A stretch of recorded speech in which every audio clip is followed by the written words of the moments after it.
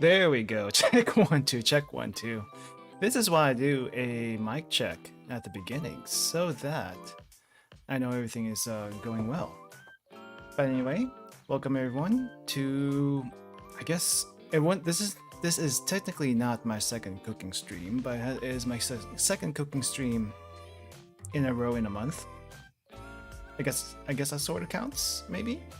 Anyway, hello everyone, my name is Haruka Itsumi. I'm a scientist, and today we're going to be doing some cooking. As they say, chemistry was made in the kitchen, so here we are. We're going to be cooking today, and we're also going to be cooking with a very special ingredient that not many people are actually using. Just because, one, it's a little hard to get your hands on, and two, no one likes to think of blood actually being usable, but if you kind of look at the history of people using different body parts for things you don't normally see these days, like offals and guts and that kind of stuff. Blood is also one of them, and blood is definitely something a lot of people still use quite a bit in these days, not just in the dish that we're going to be making today. There's blood pudding, blood sausages. Those, I think those are the main two ones, and then there's also blood jellies apparently, which is more of, I think, a Korean or Chinese type of dish. I've never tried any of the other blood products. I've actually myself been avoiding quite a bit of blood products for food consumption, but it is safe if you cook it properly, apparently. And there are some people out there right now, in Africa at least, that do drink blood raw. No processing, no nothing. Now, do mind that blood eaten raw is something I probably would not recommend, because you can get some nasty diseases that can actually live in blood. But if the host itself is, what do you call this? Healthy, there should not be any issues, but just a warning, I would not recommend it myself. Pretty much I wouldn't recommend it myself. Anyway, so today we are going to be cooking a dish called Dinuguan. This is a Filipino dish made with blood as advertised, but it also is mainly used with odd cuts of pork, mainly pork, because that's the most common animal in the Philippines, next to fish and chicken. But for some reason pork was used for this. I didn't really look into the history of Dinuguan, but I'm gonna guess that Dinuguan was made as a way to use every part of the animal, not just the blood. Apparently you can use kidneys, heart, intestines, lungs, every last bit of the animal. But the good stuff is also there. You could also make it without the nasty bits, the offals. You could use just plain pork. That works as well. I think this works. I've only seen recipes with pork, but today we're going to do it with chicken. And I checked to see if this recipe existed, to see if anyone's done it before. And there has been a chicken dinuguan that's been made. And why didn't I go get pork? Because I already made pork last week, and I don't want to cook pork twice in a row. So I am doing chicken, and chicken is what I have available. Now, I will say that this is my second attempt at this dish. My first attempt was last year, and it did not go very well. Everything was fine until I added the blood, which I did not know what was a jelly, basically. So normally when you do this kind of dish, you want to get the blood fresh. Typically you would want to use, I think typically people use pork's blood, since apparently it's better tasting than, let's say, cow's blood. And if you can get enough chicken blood to do this, knock yourself out, but I don't think you can. Pork blood, though, I think is what's commonly sold anyway. You would probably find that in your local Asian grocery store, like a Chinese grocery store typically will have it. I got mine from a Chinese grocery store. I don't think Korean grocery stores have it. I doubt it. Much less even so in a Japanese grocery store. I feel like, well, in a Korean cuisine, blood sausages are a thing. I've had a few of those blood sausages before. Not my favorite, I'll be totally honest, but I think in a soup form it might be a bit more tolerable, or even palatable. But typically you'll find it in Chinese grocery store. Like, what can't you find in a Chinese grocery store? at least as far as rare exotic ingredients, that, or at least some ingredients that are typically used in Chinese cuisine. I guess blood is one of them. But anyway, those are the two main places you can probably find them. Chinese grocery store, maybe a Korean grocery store, most likely not Japanese store, because I don't even know if Japan has any blood dishes. But other places do. I know Britain has their blood sausages and blood pudding. And I know Cajun Louisiana has blood sausages, though technically I guess that's kind of on the down low because some people find that disgusting, but it's, I don't know, it's just a thing. But if you look up the nutritional facts for blood, it's actually not bad. It's got a bunch of iron as you would expect, but also proteins and some fats. I don't know if carbs are one of them, but though sugar in blood is more than likely a thing, because I mean you do your blood test, you get your glucose levels, so there's gonna be some sugar in there. But there's actually quite a bit of protein. All that hemoglobin is protein, so you can definitely use that. Amino acids probably also freely flow through the blood, so that's definitely, it's got nutrition, and if you cook it, it's edible. Like I said, I don't recommend eating or drinking raw blood, even in certain cultures that do that, but that's their thing, so enough about that. Let's see. So I'm going to explain the setup a little bit today before we go, because I actually tried to think how I wanted to do this. I had two options, either cook in my room or cook in the kitchen. I have no problems cooking in my room, but today, since we're dealing with blood and I haven't really figured out how to work with it quite yet, I didn't do a test run before this because, you know, I thought I would just be wasting a pint of blood, and then who knows what to, I don't know how to keep it other than put it in the fridge. So, but anyway, I'm not gonna be cooking in my room today, so the audio quality is not going to be really great. So yeah, just let me know if the audio is bad once we switch over to the long-range mic. So yeah. Hey Komi Shoko. Hey Komi, welcome. Komi Shoko. I love that manga. I love that manga. Yes, we're gonna make Dinuguan today. I was just explaining about the source, where you can get the blood, what kind of blood we're gonna be using, also the how we're going to do this. I may have mentioned this earlier, but I'm gonna mention it again because I don't think I did properly. But normally, when you get pork's blood, you want to get it fresh, but you can't really get that fresh in the West. So what we have is congealed blood, and we're gonna have to figure out how to liquefy it before we can use it. So yeah, that was my mistake the first time I tried to do this last year.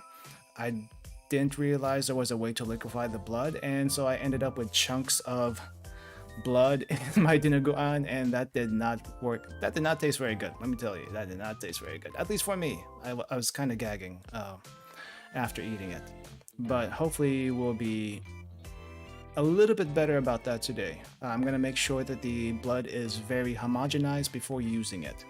So let me get my mic in, let me get the other mic in, and let me know how the audio is, because it's going to be a little bit different than what you're hearing right now, because I'm going to be using a lavalier mic going to the kitchen, which is like 30 feet away, and I'm going to have to figure out how to keep up with chat at the same time. So give me a second here and we'll get started.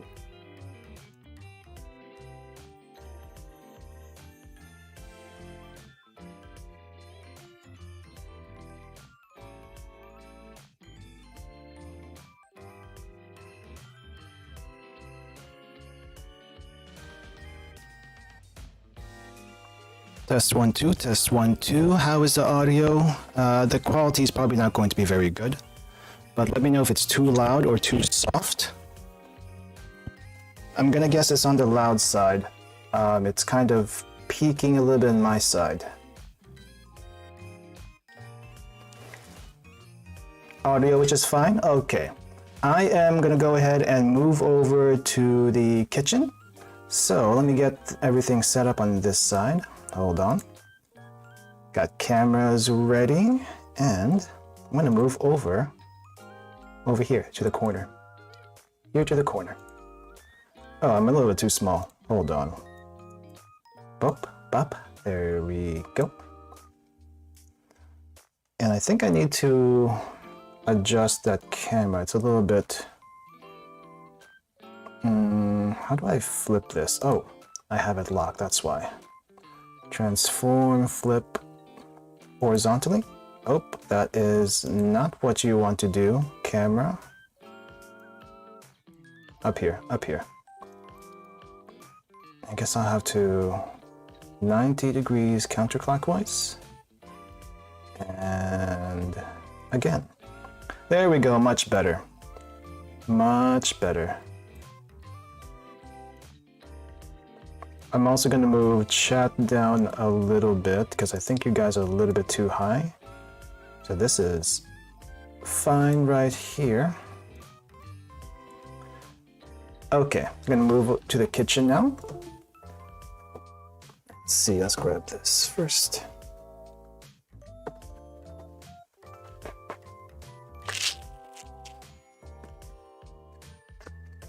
By the way, how is everyone doing today?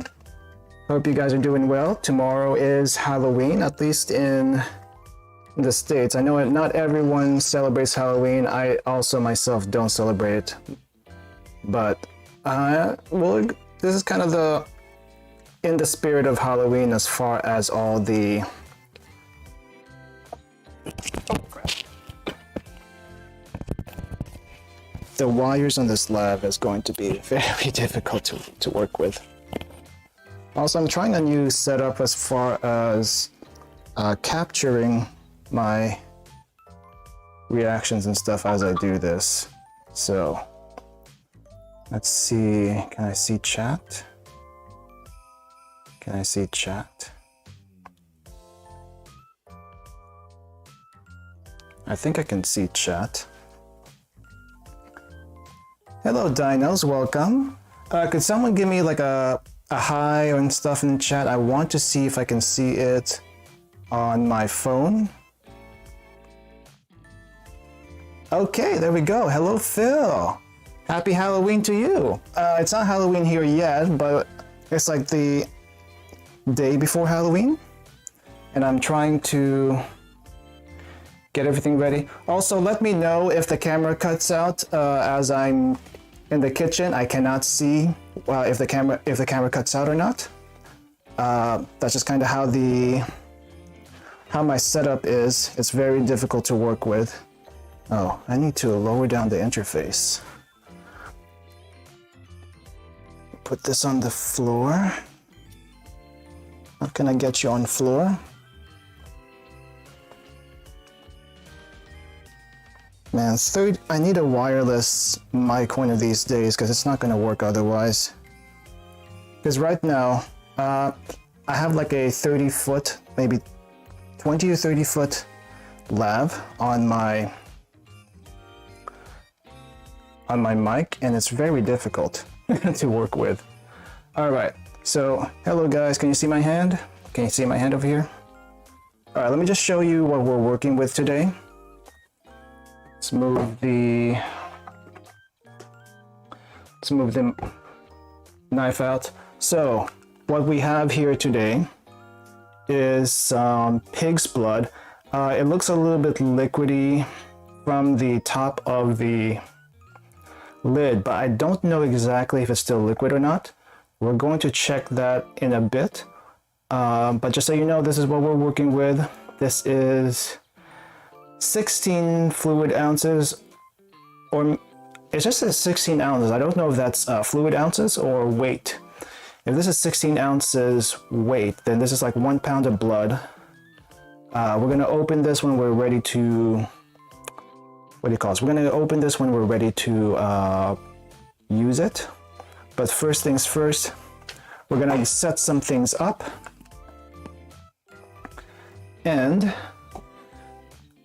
let me just show you what we're going to work with first. I'm going to go ahead and heat up the wok here on the side. That needs to heat up so that we can start putting stuff in there when we're cooking. And we're going to add some, we're going to add some sesame oil for our oil. Gross blood. Hey Ryuji, welcome. Blood's not that gross. I mean, maybe I'm just used to it because I've worked with it quite a bit. Not for cooking. I need to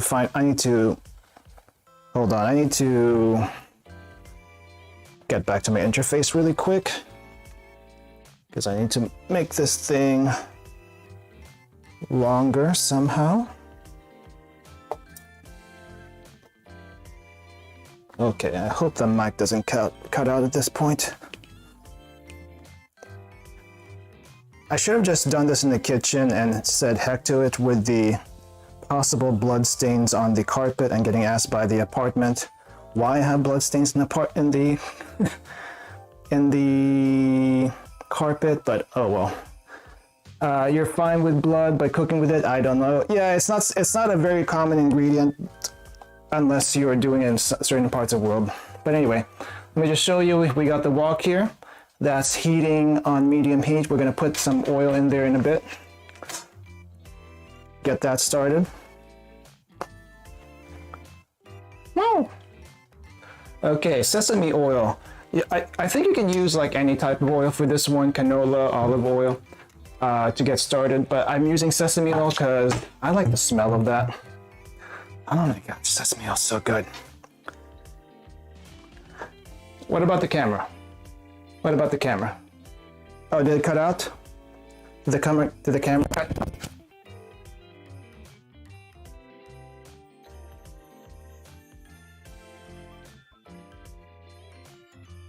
Camera looks fine. The camera looks fine. Hey Bison, welcome. Welcome Bison. How are you today? How's everyone doing today? Before we continue, how's everyone with blood? Have you guys worked with blood before? No, not worked with blood, but have eaten anything with blood? Experience with cooking blood. Guess that's, yeah. Anyway, this actually, despite the main ingredient being kind of weird, we're going to be actually doing some fairly basic food prep here. We have an onion, and we have bell pepper. Where's my other peppers?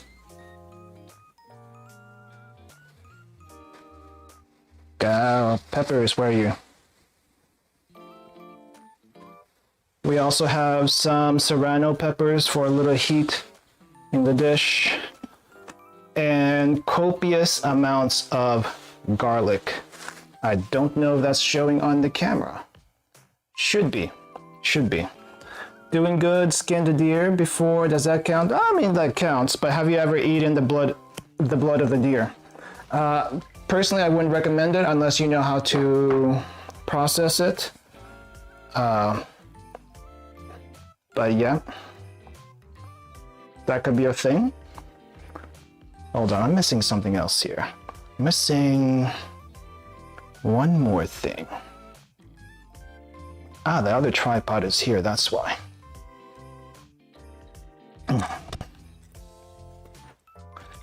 Managing all these cameras is quite a feat when you're trying to do cooking live. It's getting, I've never hunted before, it just wasn't my thing, but I do know it's a culture. It's a culture thing, especially with hunters in the United States. There's a lot of, hunting is a sport in the United States. And for some people outside the United States, that's probably not something that they're used to hearing or seeing. But just know, it is a thing. You need a license for that though, because hunting is regulated, overhunting and all that stuff, trying to prevent that kind of thing. Let me just move this face cam. Oof.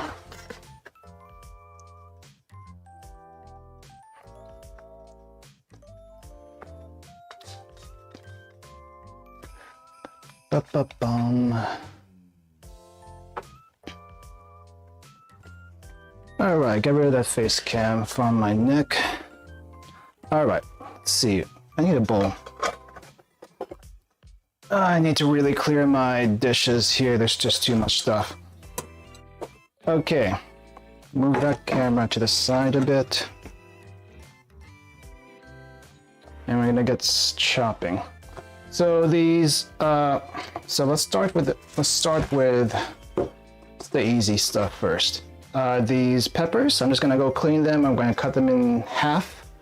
Well, I don't think I need to cut them in half. I'll cut one of them so that the dish gets a little spicy.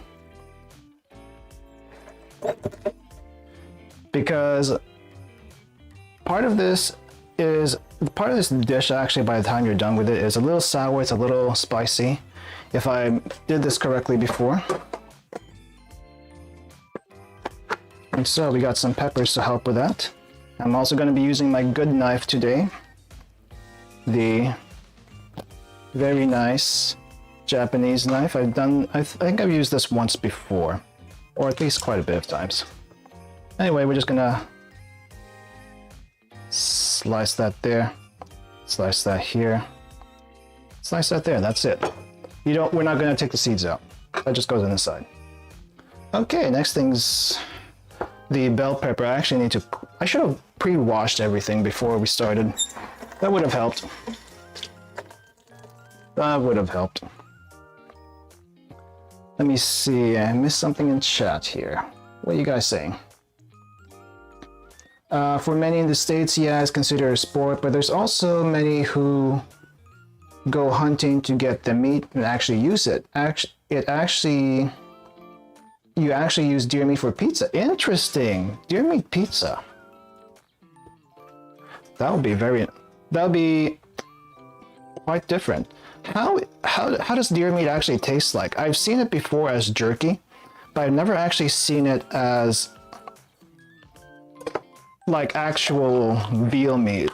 I know some restaurants will do that, but I don't usually see it. So for the bell pepper, we definitely want to get rid of this core. Some people will use this in their cooking if they want their dish to be a little spicy, but I'm not going to be using it here. So we're just going to toss that out. And for this one, we just want the bell pepper to be chopped up into tiny little cubes. The smaller your pieces for this dish, the better. Just because I think that's usually how it's done. You don't really want anything too chunky in there, especially the blood. I did that last time, that was bad. I might not be able to like get this finely chopped, but we're gonna get this chopped in a way. You could also use a food processor if you're not good with knives. That works too. Whoa, holy crap. Okay, don't fall. That is not in a good angle, apparently.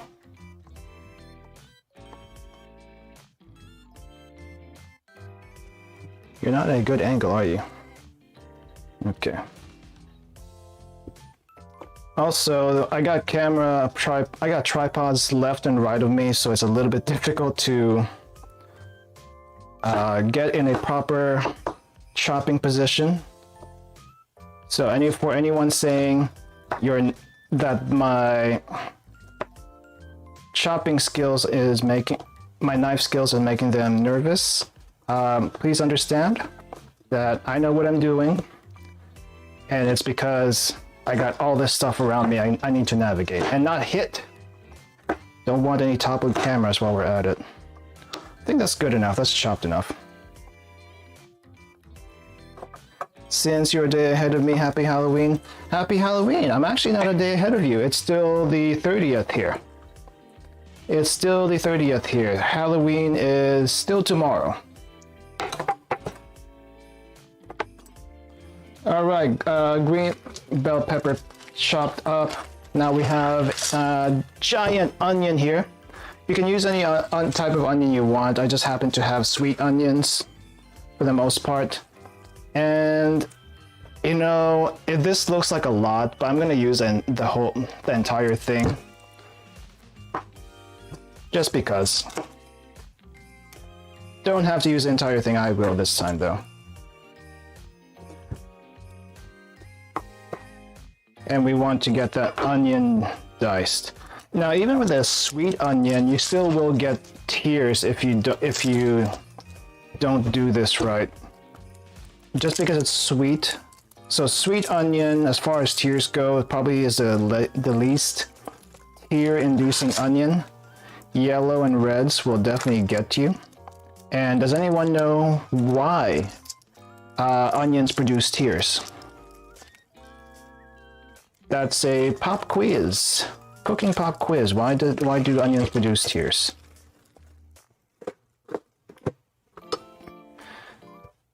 Let's see. We're going to dice these onions really quick. I wish I knew there was a way to make these onions not stick to the knife, because that also makes me nervous. Can't really chop fast with that.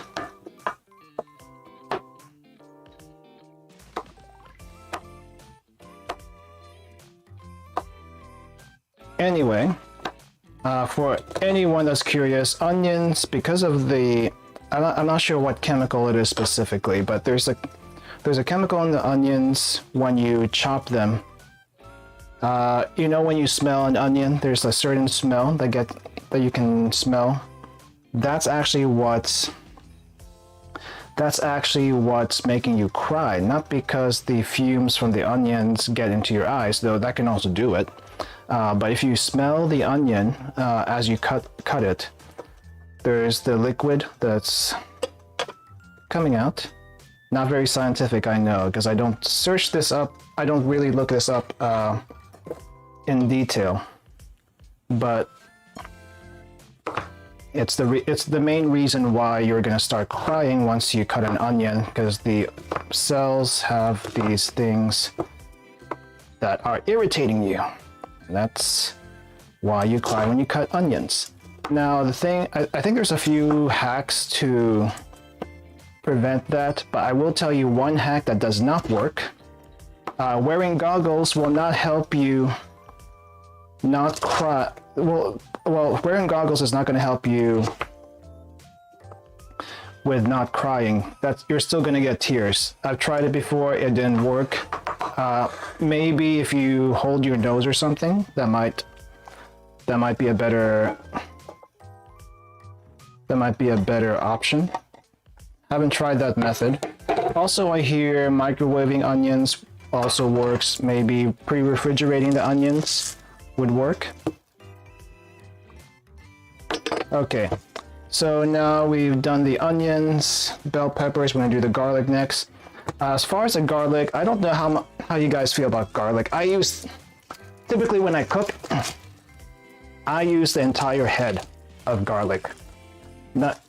If you're not using an entire bulb of garlic, you're not doing this correctly. You're not cooking correctly, in my opinion. If you can maybe get away with using half a garlic, but if you're making a big dish, use the entire bulb, for goodness sake. There's no reason why you shouldn't. Let's go ahead and get rid of all that husk. This is the only annoying thing about garlic. You gotta peel the husk if you're starting from fresh. You could probably use pre-peeled garlics and what do you call this? Crushed garlics in a tube, in a can. That probably works too. But if you want the full effect of the garlic, you gotta start from here.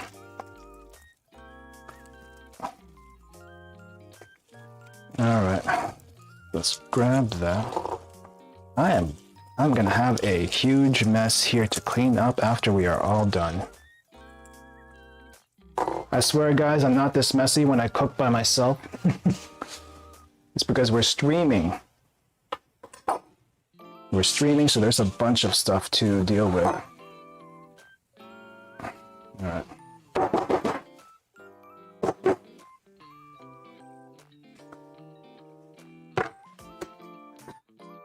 Why would you put that much garlic? I like my garlic taste fairly strong. That's why I put that much garlic. Also, when you cook garlic down, it actually becomes sweeter. You don't really take. I don't know what people have against garlic, to be honest. But to me, when you cook garlic down a bit, it does become sweeter, at least a little bit. So that's why we use this much garlic. Also, I tend to use way too much ingredients to begin with. So all I'm gonna do with these garlics is crush it. I'm not gonna chop it. I'm not gonna do anything else. Just crushing it is enough. And I'm not really going to peel the garlic after we crush it. I'm actually going to keep it in the shells, just because that's kind of how I roll. You don't have to when you do it yourself, but that's how I roll when I do these things. The only times I really peel garlic is if I don't want to deal with the husk in the dish itself. But if we're making soups, I think that's fine. Also, if you're making stir fry, I think that's fine. Maybe the only time I would probably shell it on a regular basis is if I'm baking something. You might want to shell the garlic there because the husk doesn't disintegrate into the food. But otherwise, why would you? You don't really have to. You honestly don't have to shell these things.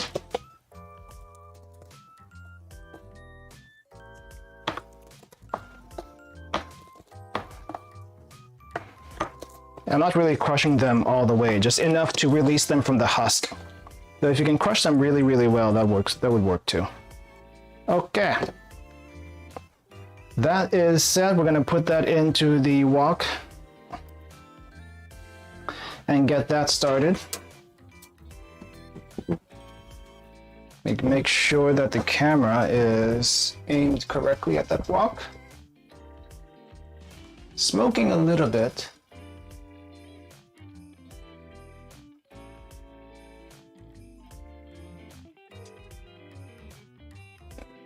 We'll get it done.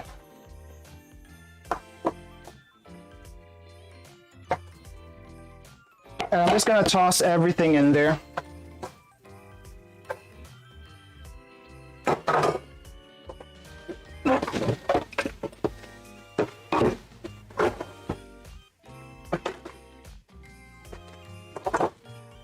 Oh, except for the pepper. We don't put the pepper this time. Take the peppers out. We don't put the peppers there. Green pepper, onions, garlic, it's okay at this point. But the serrano peppers or whatever you're using to make it spicy, that's for later. And you know what? This does look like way too much onion, even for me. But that's gonna wilt down, so it's not a big deal.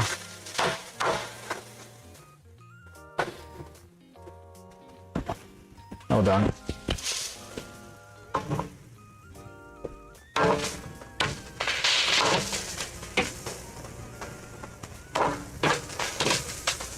So I just want to coat everything with oil so that it heats while it's in the pan.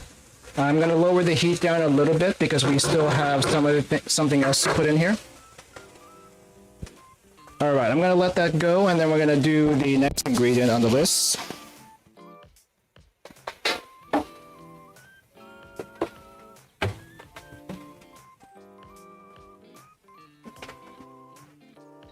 So for the next ingredient on the list, I'm going to be doing chicken. I mentioned this earlier in the stream. I'm going to mention it again. You know, typically what you want to use for this is pork offals. What I mean by offals, I mean all the nasty bits from the pork. The heart, the lungs, the intestines, maybe some liver, maybe some kidney. Also actual pork meat. And usually what you want to do is chop all that up really, really finely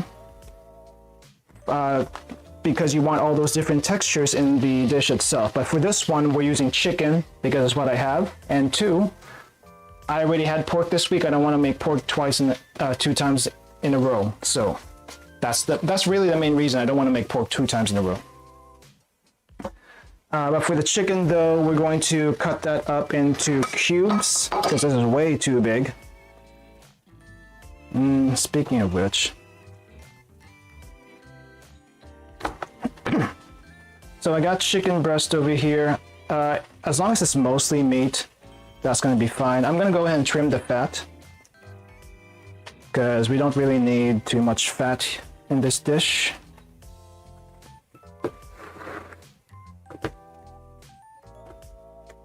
Let's see.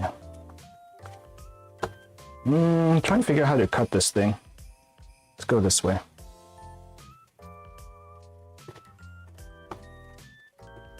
I'm just gonna cube these chickens up. Like, I think this size is good enough. This size right here. That's good.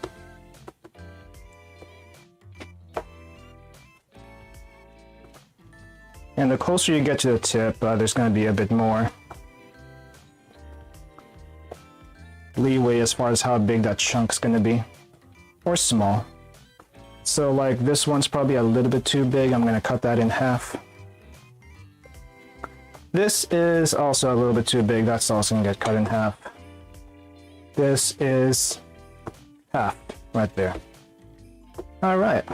Gonna keep going. We got 3 chicken breasts here. I'm gonna use all chicken breasts. All those chicken breasts. But like I mentioned, pork is the typical cut you will get. Pork belly's fine. Pork loin is fine. Any piece of pork meat really. So while some cultures are not able to eat this by sheer virtue of it having blood to begin with, yeah, you know what? I mean, different people will eat different things, so I don't think that's anything against that. Okay, now did I trim that? No, I didn't. Trim this over here. Also, I'm keeping an eye on the veggies that's already in the pot right now. Stirring that up a little bit so that it doesn't get too overcooked.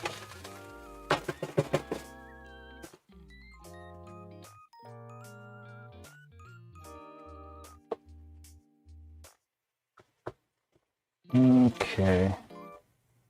Yeah, let's start from this side. Also, for anyone that's cooking or learning how to cook, get yourself a good knife, please. It helps a lot in the kitchen. A good sharp knife. A good quality knife. The stuff that you get in the grocery stores, that's fine, but once they dull down, they're really hard to sharpen. The stuff that they use in the stuff you use in the grocery stores to sharpen them, I mean, I guess for the most part that's okay, but just get yourself a nice quality knife. Stainless steel is probably not good just because it's not easy to sharpen after it dulls down a bit. I will admit though, the carbon steel knives probably a little bit more maintenance, but also really easy to sharpen because they don't have an extra layer of coating on them to make it harder for you to sharpen. That's the main reason. So carbon steel knives, if anyone's not familiar, is basically stainless steel knives without coating. And I forgot exactly what the coating is, but the coating on the stainless steel knives is the reason why it's very hard to sharpen your regular knives that you would get. That's really it. The only other thing is the carbon steel knives will rust really easily if you don't take care of them or dry them right after cleaning them. And also you have to use an oil to protect that knife so it doesn't rust. Like you can see some stains on my knife, but that's normal as you use them. What you don't want to see is any rust on this thing. That's basically it.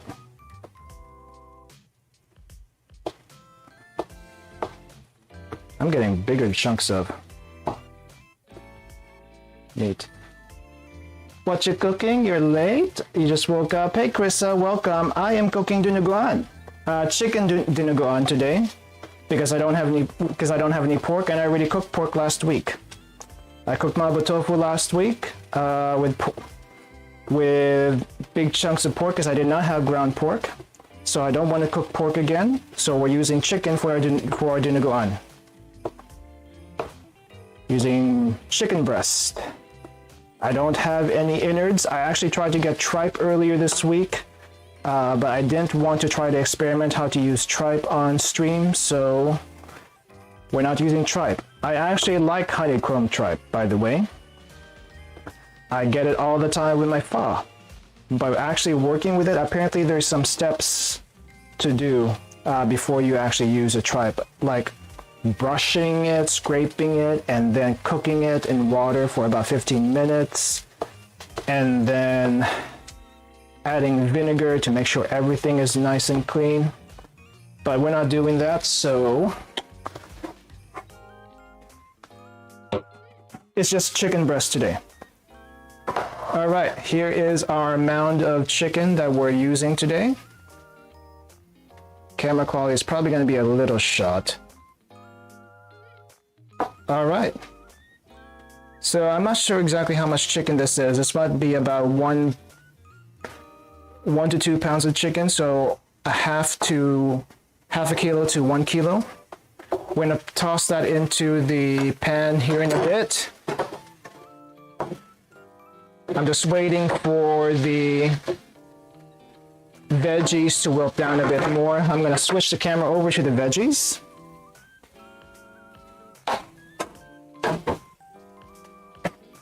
So that we don't have just a mound of meat to look at while I'm cleaning my knife. All right, gonna put that camera on there. I'm gonna clean my knife really quick because I don't need this anymore. And I'm going to put the mic down because it won't reach.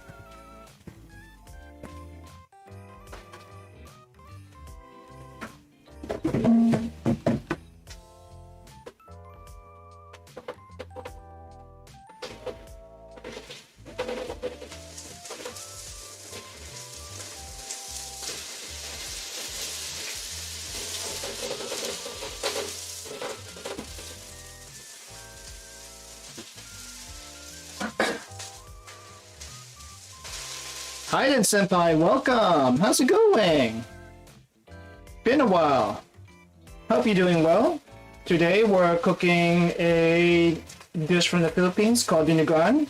It uses pork's blood, and typically you'll use a bunch of other nasty pork bits, but we're not doing that today. We're using chicken instead because I don't have pork.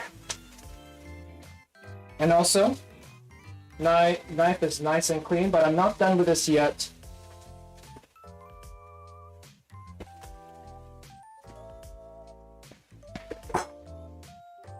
Nice and clean. Paborito ko I ate that yesterday. Oh, you ate dinuguan yesterday. Nice. Let me just show you some really quick carbon steel knife here. It's really simple, actually. Really simple. Let me see if I can reach over. So for the carbon steel knife, after you wash it, you want to dry it right away. And so I have this oil that you use to put on the knife. It's a special kind of oil. I'm not exactly sure what it is, but it came with the knife, or at least it was recommended by the knife shop. All you really have to do is put 1 drop of this oil on each side of the knife.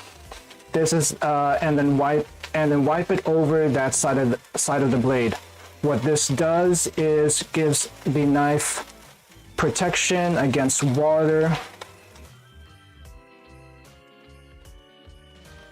because water plus iron will create rust, and you don't want your knife to rust. I do have a rust eraser if I do need to use it, but I would like to not use it. So I'm gonna put this away because I'm done with that, like I mentioned earlier. Where is my cover? Oh, the cover's right underneath.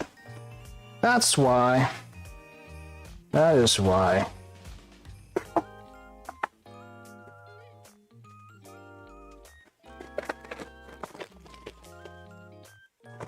Yes, it's a hand stream. All cooking streams are hand streams. So I'm not sure if you guys are used to seeing VTubers showing their hands. That's not unusual, I'll be honest. But some people are more comfortable at it than others. Oh my gosh, that is looking very good right now. I'm not sure if it's very visible.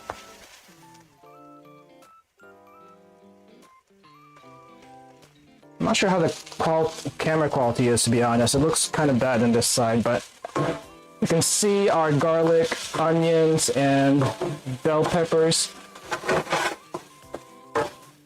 have all shrunk down quite a bit and has a nice caramel color to it. That's really good. That's really good. I'm gonna go ahead and add our chicken.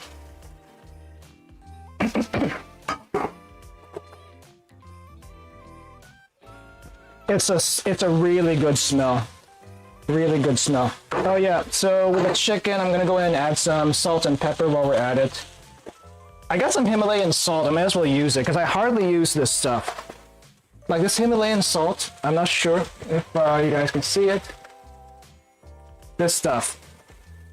I got this as a present. I'm still not sure what the big deal with this is, but I'm just gonna give 2 things of Himalayan salt, lots of pepper. I'm using a mix of black and white pepper. I love white pepper. Black pepper doesn't really give me that kind of a kick, but white pepper, perfect. Just perfect. And I'm gonna use very liberal amounts of pepper because sometimes I just cannot taste this. Yeah, it's Himalayan, but do you know what's actually in Himalayan salt? So Himalayan salt apparently is salt plus iron.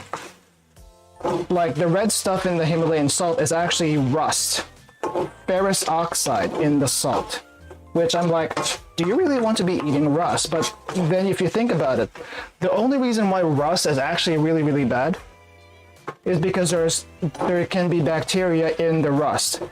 As strange as that might sound, there are actually bacteria that can eat iron, and they eat it in the form of iron oxide. So rust, iron oxide, bacteria in there, not exactly the best combination. So yeah, that's the reason why rust is bad for you. Not just the rust itself. If it's just rust itself, that's actually not terrible. It's the bacteria that can live in the iron oxide. That's the bad stuff.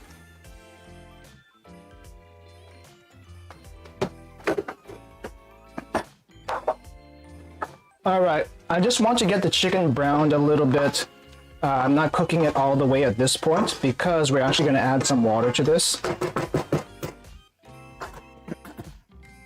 Let's see, where's my measuring cup? I just want enough water to cover the meat and everything else in there.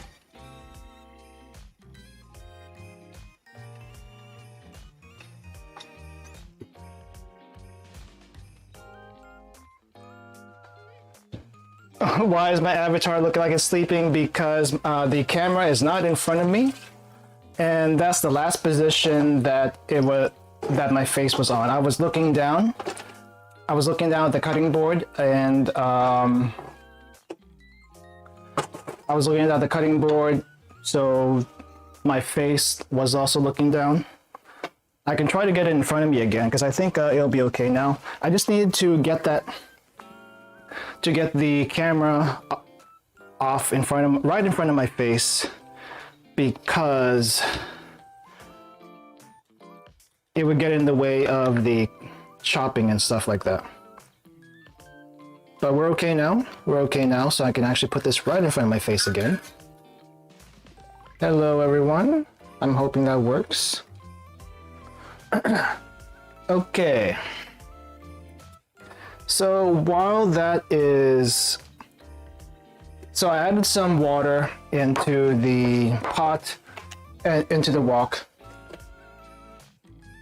And I'm going to add some chicken bouillon to enhance the flavor a little bit. And by some, I mean this much chicken bouillon.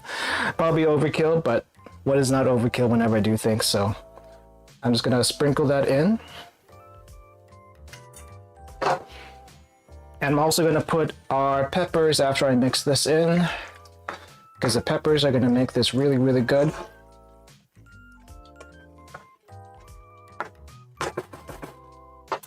All right, peppers toss. Also, I'm gonna add an ingredient here that I don't think you typically see in Dinuguan, but I'm gonna add it anyway, because I think it might work really well. I'm gonna add some basil leaves. So I'm gonna use 3 basil leaves. I think 3 basil leaves are fine. Just gonna put that into the broth. I'm gonna go ahead and find the lid, close that, and let that cook for at least 30 minutes covered, because we want the chicken to actually start cooking.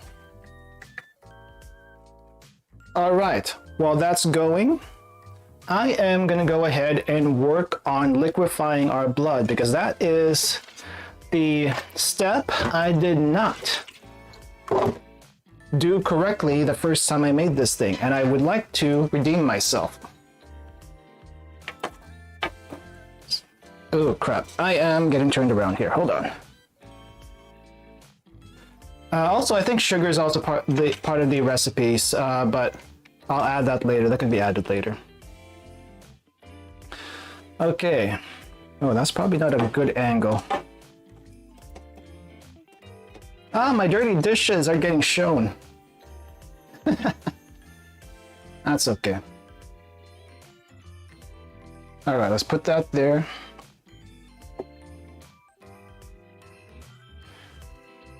You thought I was a scientist? Why am I a chef? Krista, I don't know if you heard, but chemistry was created in the kitchen. So, of course, scientists can be chefs too. And also, experimenting with food is part of a scientist's job. There's food scientists. There are food scientists. So that's not unusual. I don't think that's unusual. Okay, here's a part I messed up on before, and I still don't know if I'm going to be doing this right. But we're going to find out together. All right, here's the blood. We're going to get a close-up on that. Man, that might be blurry, but that's the best I can get it. All right, so let's open this thing and see what we have. I'm expecting a jelly consistency. Yep, this blood is jelly. So, like I said, fresh blood will be more liquid. Like when I pour this out, you see that blood there. But that's not what we're getting. Instead, we're getting a big glob of jelly, and I need to get this out of here because we can't work with it otherwise. So, right now, our blood looks very gelatinous, not like the liquefied blood you would expect at all. But this is what we have to work with. Bite it? I'm not gonna bite that, no. I'm not gonna bite the blood raw. I absolutely refuse to do that. Food safety first in this channel. Okay. All right, so that's our blood. Very jelly, very not easy to work with. I'm not exactly sure how much water I need to add to this, but apparently I think I need to, let me wash my hands first really quick. And I forgot to set the timer for the pot. 30 minutes, I'll check on that again. All right, so apparently I'm supposed to use a 4th cup of water. So we're gonna start with that and see how that goes, because I do not actually know how this is gonna work. So this is actually gonna be the very messy part, which may or may not work very well. When I did this the first time, I didn't know about this step. I didn't realize it would be jelly. So my blood ended up being chunky, even though I tried to... Excuse me. The pepper. Even though I tried to like mash it as it was cooking, that was actually a really bad idea because the proteins would coagulate and get blocky and stiff, and that wasn't good. So what I should have done was add water to this apparently. I'm gonna roll up my sleeves for this one because I don't want my lab coat to get dirty. You would be tempted to bite it if it was that jelly. You can make blood jelly just like this, but you have to add a few other things to it. But right now, we're just trying to liquefy this blood. So what I need to do is massage this blood into the water to liquefy it. Apparently, you can use a blender to do this. I have a blender, but I want to see if we can do this manually. I'm only going to be using one hand for this because I need to keep my other sleeve up. Oh my gosh. It feels weird. It feels like jelly. It feels like a red jelly, and it looks like jelly, but it is 100% blood. Ah, man. I wish I had a blender. I think I might actually get the food processor for this one because I don't think I can make this smaller just by crushing it. Where is my food processor? I'm gonna have to take that out. Can this fit in the food processor? I don't think it can. Ah, jeez. It doesn't feel different. It just feels like Jello, to be honest. It's just very red Jello. That's right, guys. It's just Jello. It's not blood. I'm not gonna taste it, but this is just Jello. I can't crush that any more than I already have. That is gonna go into the blender. That is gonna go to the blender. I'm gonna set this aside. I need to wash my hand really quick, and we're gonna put this into the blender. Not blender, food processor, because I don't have a blender. And hopefully that works a little bit better than my hands, because I can't imagine this working very well with hands. Oh my gosh. Okay, where's my food processor actually? Gotta look for that.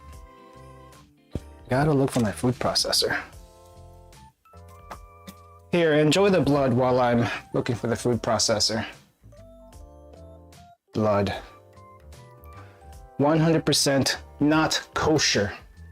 I'm pretty sure kosher and halal would have you drain the blood and never look at it ever again. But that's not what we're doing today. Absolutely not. Oh, there's the turbo engine. That was my foil mini pans that I've been collecting from eating a bunch of egg tarts. I've been wanting to use these for some time, but I've never actually found the time to actually do that. Okay. Bakit jelly inilagay mo nilagay mo ba yan sa fridge? Why is the blood jelly? Because that's how it comes. That's how it is here in the States. You don't get fresh blood liquid. It is always going to be jelly. It is very hard to get blood fresh and liquid. That's why. Because we don't have the fresh market butcher shops that you would see in the Philippines or any part of Southeast Asia. So, instead, you get blood jellied. All right, let me see if this is gonna fit.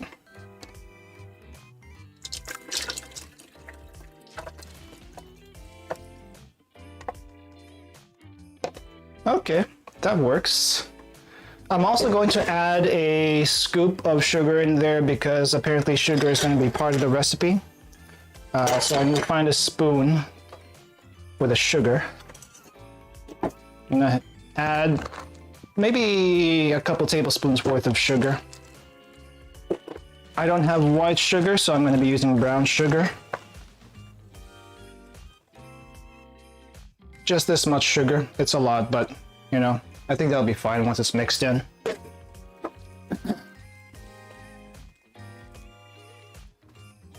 Not gonna add any salt to this, no pepper, no nothing, just sugar and blood. Stick that in there. Apparently that goes that way.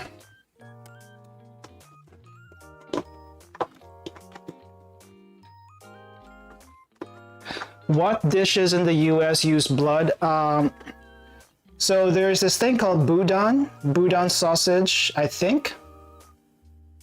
I think boudin's a sausage. Someone correct me if I'm wrong, but there are blood sausages that are made in Louisiana, which are typically just meat, usually pork, some chicken, some turkey, sometimes gator meat, and very rarely blood, though it used to be blood sausages in Louisiana were more common. But even then, you do have Chinese and other ethnicities around here that will use blood. Vietnamese will use blood, normally blood blocks. Chinese will make also their blood sausages. Korean also uses them for blood sausages. Let's see. I mean, Filipinos will use them for Dinuguan because that's the only dish I can think of. I think some traditional British food have blood pudding, blood sausages. So yeah, but you don't typically see this fresh. It will always be jellied.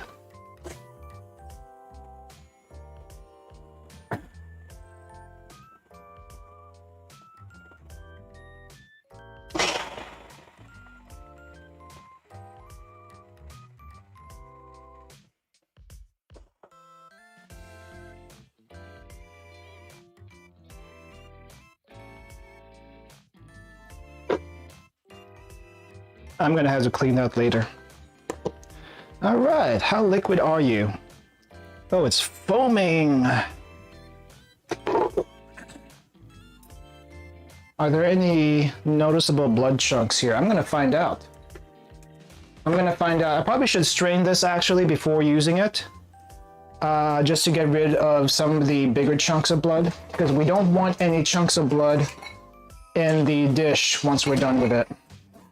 I am gonna clean the yellow pan I was using earlier, so I don't have to get another one. I have multiple yellow pans, but I don't want to get another one and increase my washing for later. This is how I'm going to inspect the blood. This is how we're gonna know it's homogenized and done right.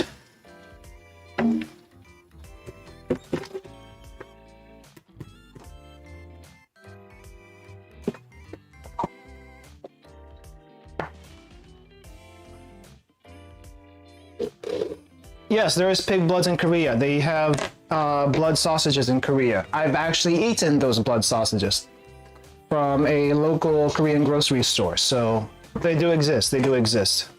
How does it smell? I can't smell anything, I'll be honest, mainly because the smell from the stuff that's cooking in the wok is very strong, overpowering my nostrils, and my nostrils are stuffed right now. My nostrils are stuffed, so I cannot smell a darn thing. I need to get some water. But I can't smell it. If I smelled it, it probably would smell irony, but we're past the point to try to figure that out now.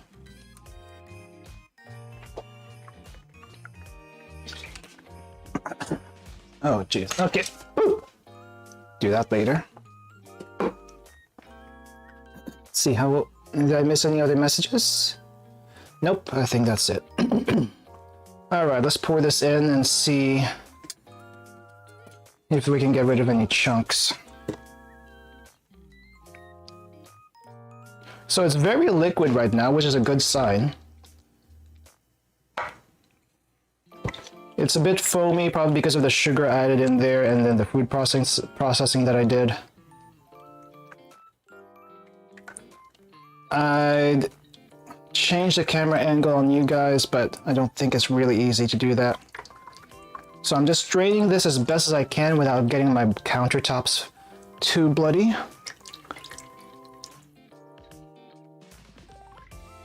There is quite a few chunks still left over, but I don't think I can do anything about them. So I'll just discard what I can't use. It is a very nice red color. It's a very nice red color. If you look here though, we still have a bunch of junk in the strainer. I don't know if I can really press too much of that stuff down.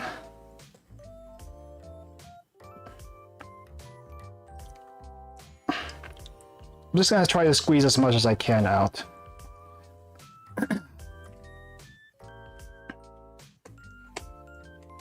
At least it's more liquid than we started. That's the main point, right?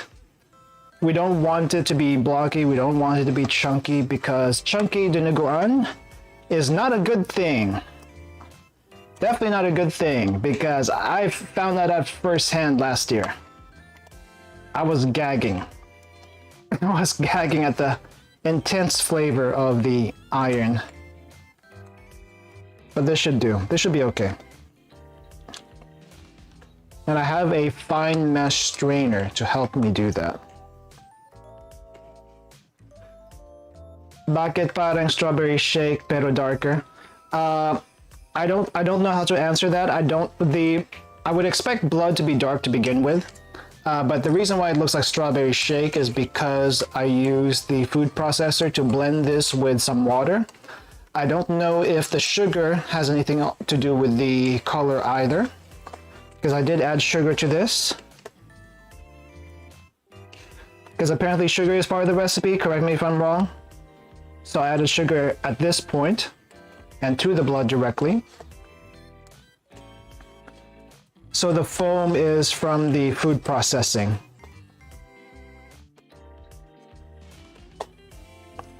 Hello, Shiza. Yes, it is blood. This is real life pig's blood. It was jelly earlier, but now it is in a liquid foamy state, which is, I think, okay. I think that's all I'm going to try to extract from this.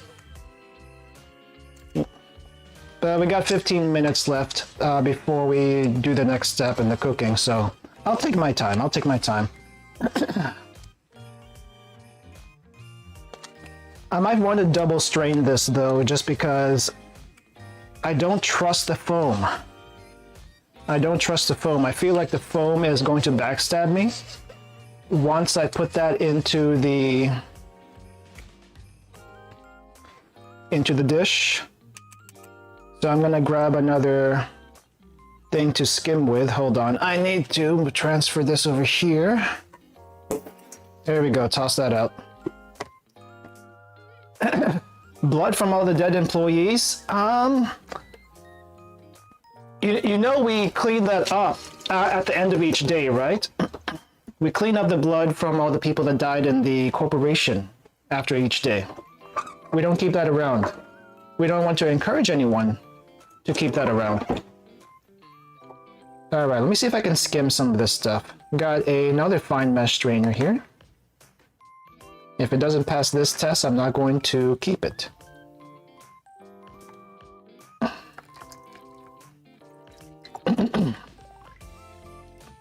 There's a lot of processing that goes on here.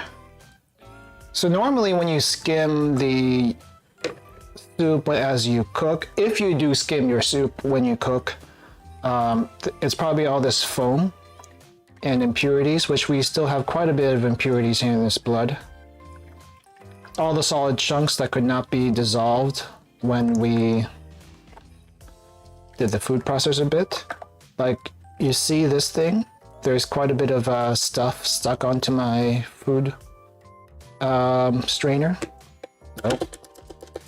Gonna get rid of that. As much of it as I can. I'll tolerate some foam and junk once we actually get it into the dish, but since we have time, I'm gonna go ahead and do it now. But yeah, what do you guys think so far? Interesting? Would you try this if I actually cooked it for you, or would you try it if someone else cooked it for you? I think I need to clean my strainer. This is getting clogged up. Yeah, that's getting clogged up with all the other stuff in there. Got a lot of blood to clean off, and this is the reason why I did not cook in my bedroom today. Because I knew I would have to deal with all this crap.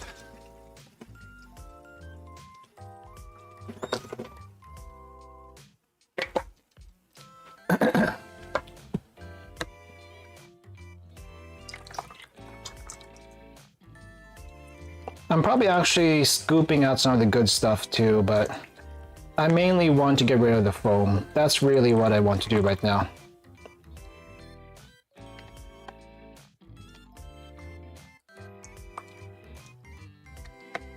Which is, I think, mostly gone.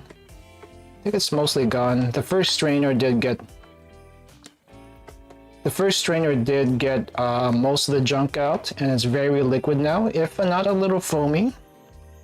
So I think we'll be okay. All right, I think our blood is ready. I'm just waiting on the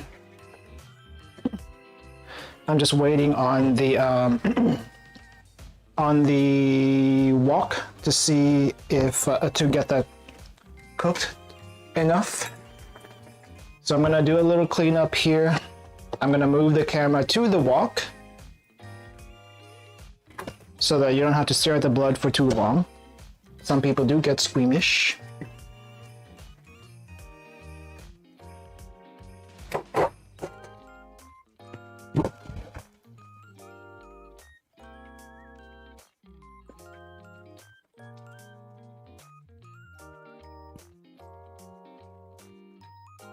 Okay, it looks mostly cooked. I think I can go to the next step after this. The chicken, since we're using chicken, doesn't have to be cooked as much. Otherwise it's gonna fall apart. I'm gonna clean up a little bit and then we'll move on to the next step. Hello Katie Brown, welcome, how's it going? Today, we are cooking some Dinuguan, which is a Filipino blood stew using actual pig's blood. Just processed the blood not too long ago. If you're on YouTube, you can actually rewind the stream right now to see that process if you would like. The many advantages of actually being on YouTube. The live DVR should actually be nice. Okay. Oh crap, I got too much stuff here. The cord on my lav is getting caught everywhere.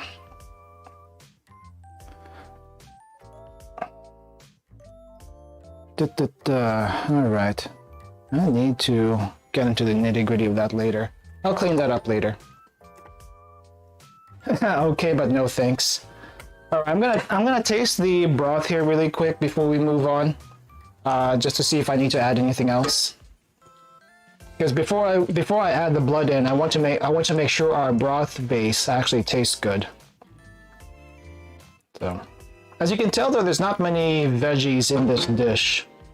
Pretty much zero.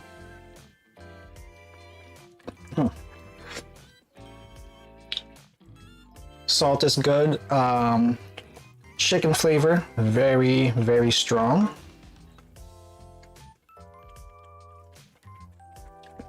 I think it needs a little extra pepper. I need a little extra pepper. It's not spicy enough for me.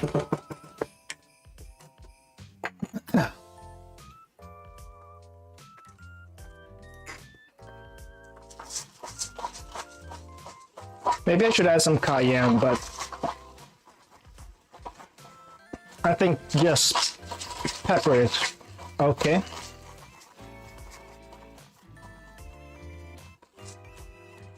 Also, I may have added too much water, so cooking for 10 more minutes out like this should help evaporate some of the liquid, because we're going to be adding more liquid to this, right?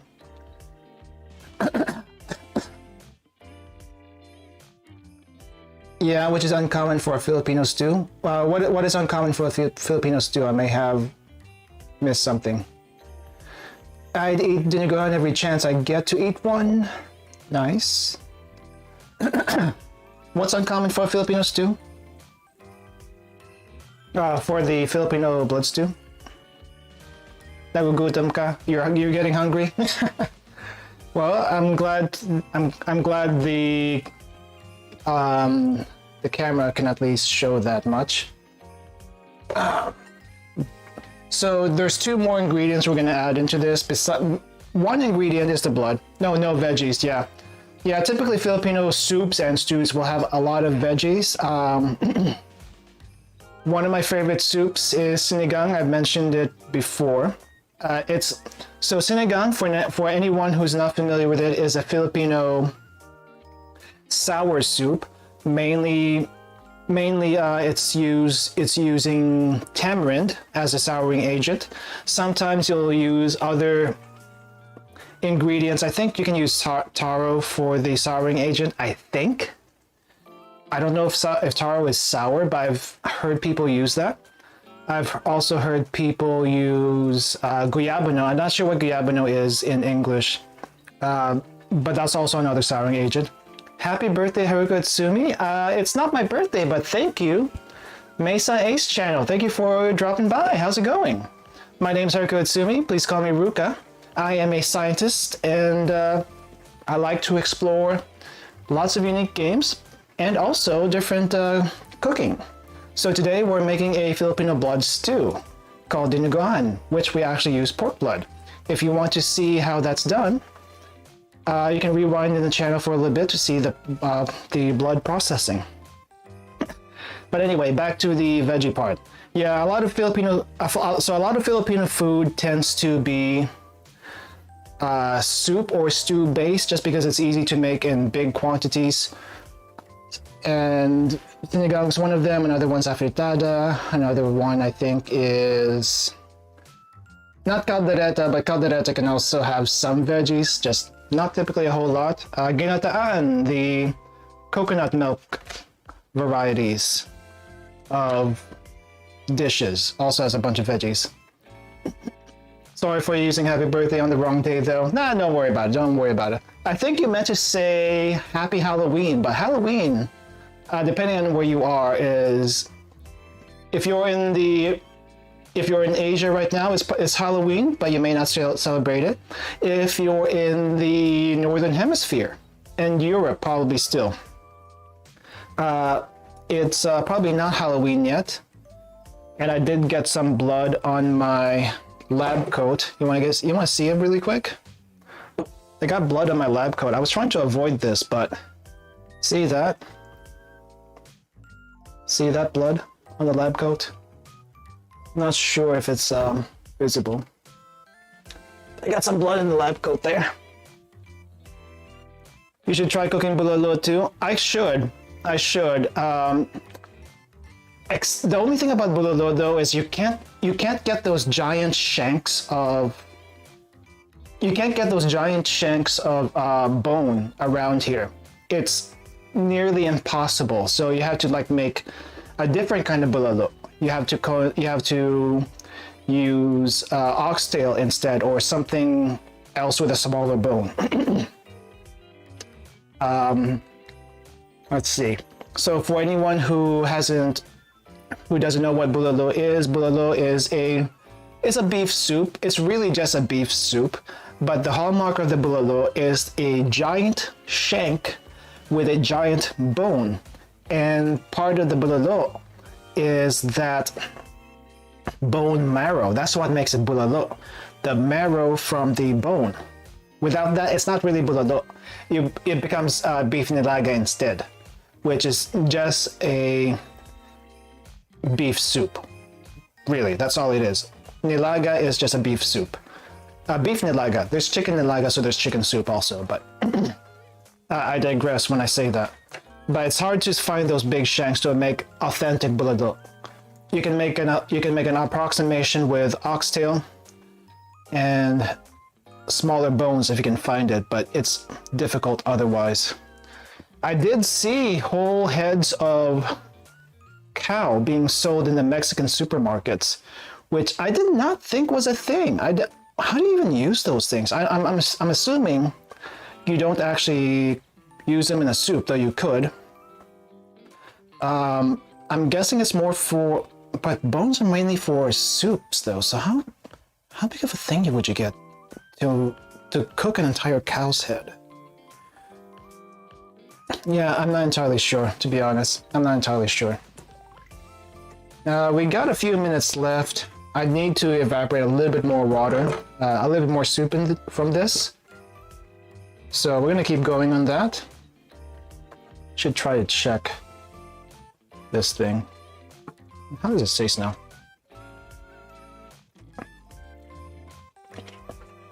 I think the bay leaves were a mistake. It's making the whole dish, a lot more mellow than I would expect it to be. It's not bad, it's just making it not as intense. It's not bad otherwise, though.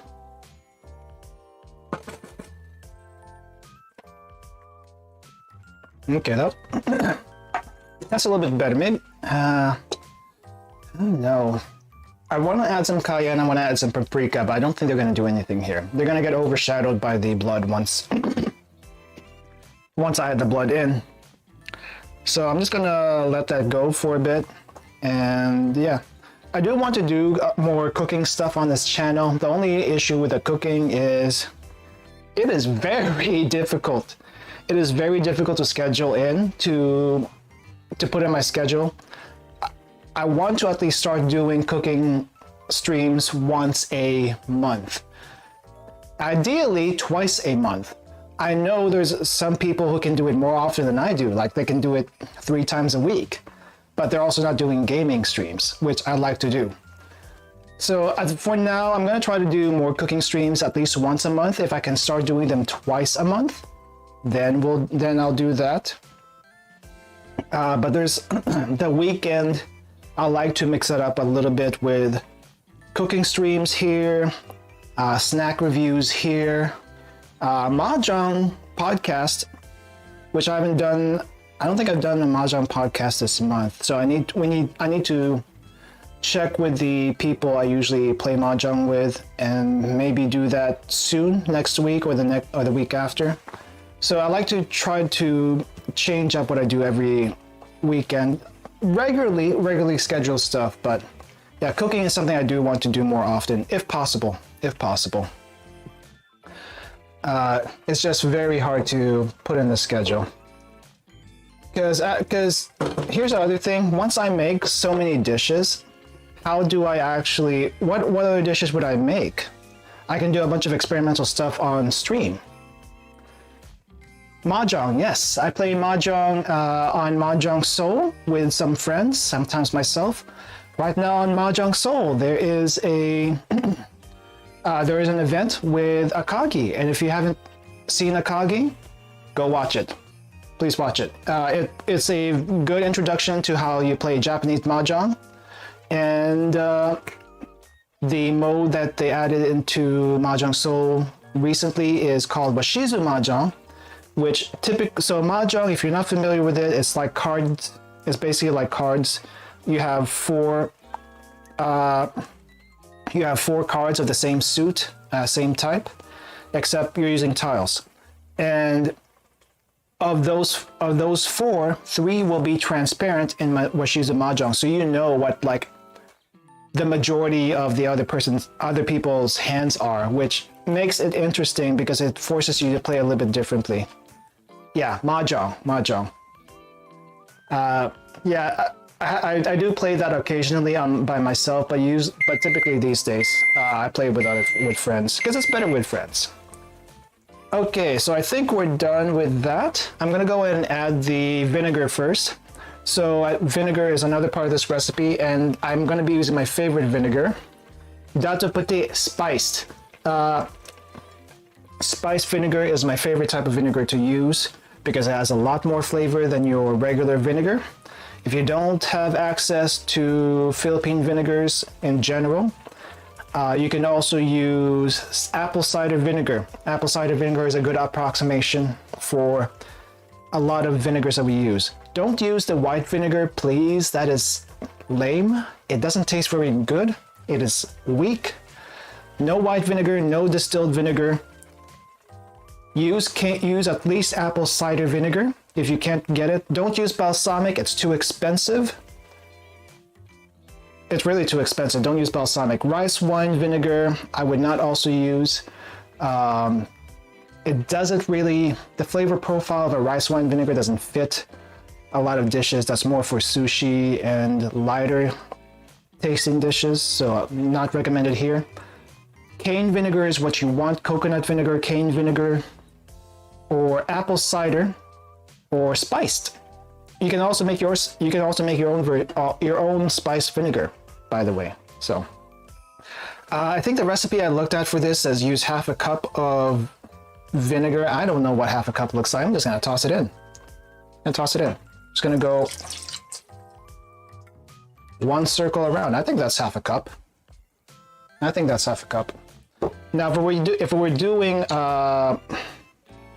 if we were doing something else, namely adobo, I would use a lot more than that. Because with adobo, I like the intense flavor that you get from the vinegar once it cooks down. Now, with the vinegar added in, we want to cook that down a little bit for at least 5 to 10 more minutes. There's a lot of waiting here. I'd say 10 minutes because we want to cook the vinegar down, make that a little bit sweeter, and then we'll add the blood. And that should finish the dish.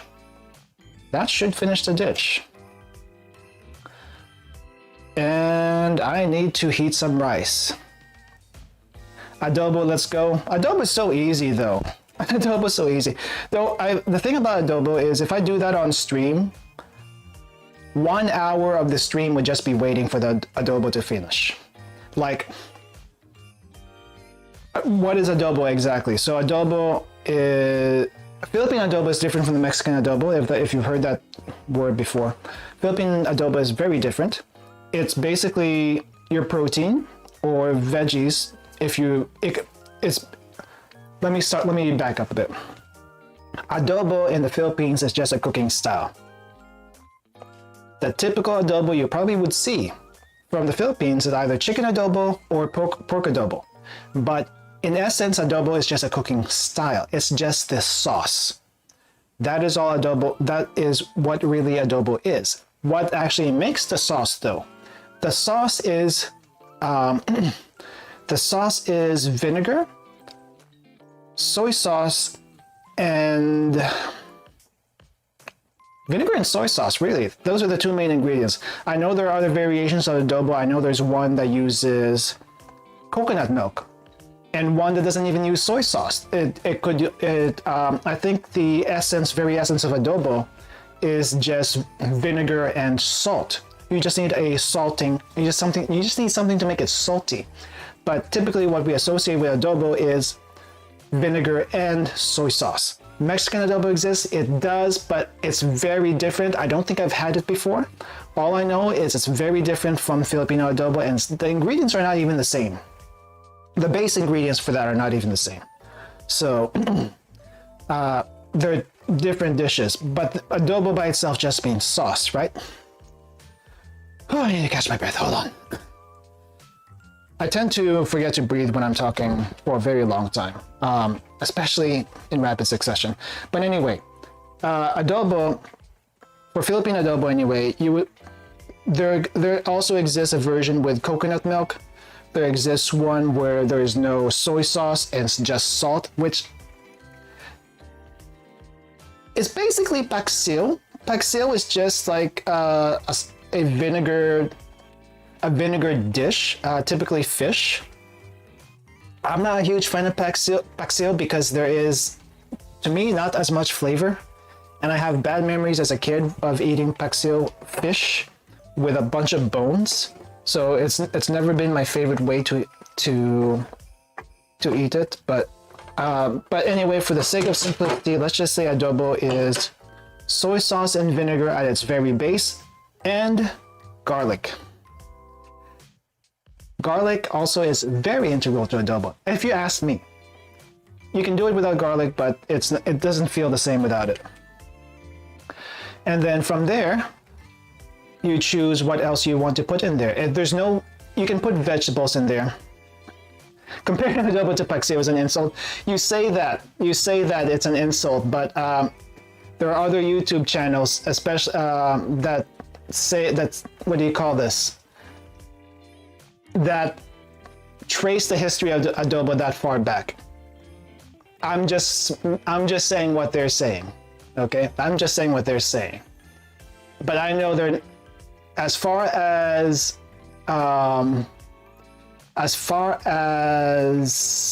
modern cooking is concerned, they're not the same thing. But it can be traced back to that. So I refer you to those other channels. I'm not going to say any specific ones. You can probably find it yourself. And report back to me at some point in the future. And maybe even reply to me in this stream. Because I don't have the Discord set up yet. I need to do that eventually. But anyway. So you have the vinegar, you have the soy sauce, you have the garlic. That's your adobo base. And then you have a protein. If you eat meat, you can do chicken, pork. Those are the typical ones you see. I know down in Zamboanga, they will use beef instead of pork because halal. And most of Zamboanga is can't eat pork. Fish is another common adobo. What kind of fish do you use? What do you fancy? I think you can adobo almost anything. That's typically what people say about adobo. You can adobo almost anything. You can do adobo just veggies. Kangkong adobo. That's a thing. Kangkong potatoes, if you want to. Haven't tried it, but if you want to. Kangkong shiitake. Hey, I think that will work really well. I think that will work really well. But yeah, adobo is just as long as you can get the sauce down, you can adobo anything. So, but the thing is, to get to that sauce, you need to slowly boil the sauce portion of the adobo for at least 30 minutes. At least for me, I want to do it for at least 30 minutes to get the vinegar cooked enough to get that flavor of adobo. Now, to me, adobo is not complete without a little bit of oil, which comes from the chicken or the pork. So anything lighter doesn't taste right to me, but that's just me. Everyone makes adobo a little bit differently. From one house to another, from one city to another. I should have said that backwards. But yeah, anyway, you get what I mean. You get what I mean. I'm gonna get a little drink here.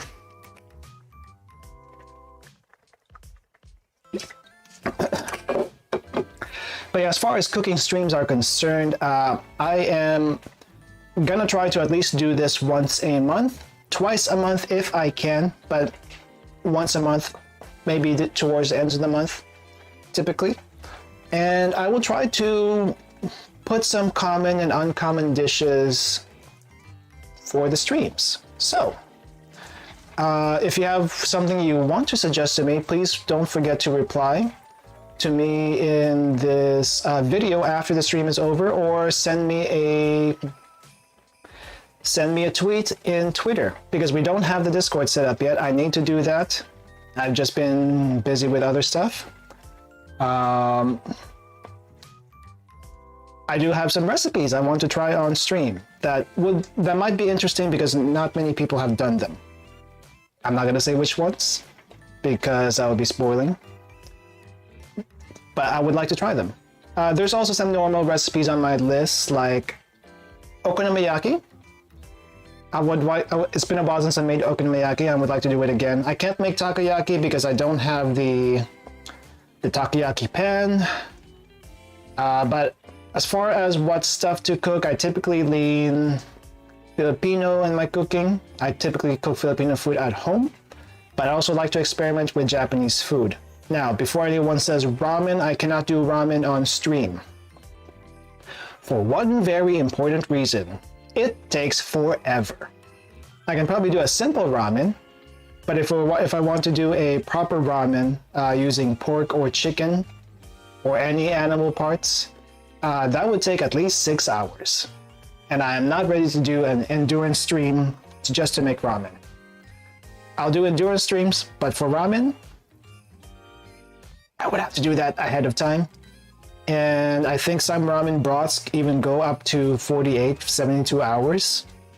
So yeah, that's going to be a little bit difficult. Just saying, just saying. All right, let's see how this tastes now after adding that vinegar. It's cooked down enough. It's been more than 5 minutes, almost 10.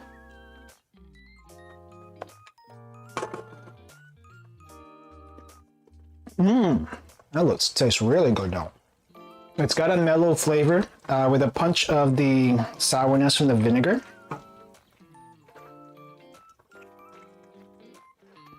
Salt is okay.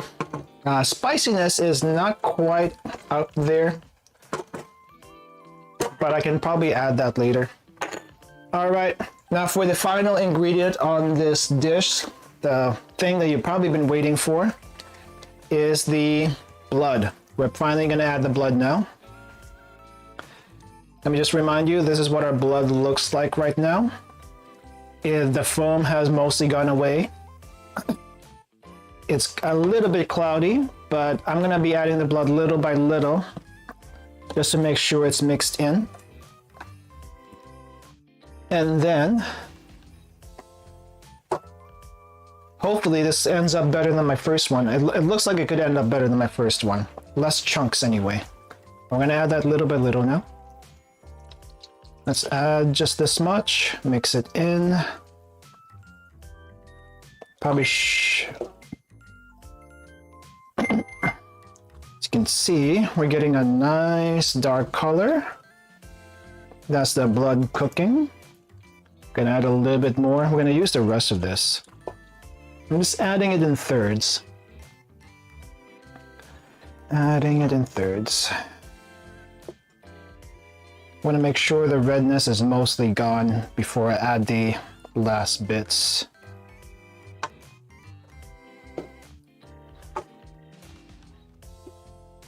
All right, the last bit of blood.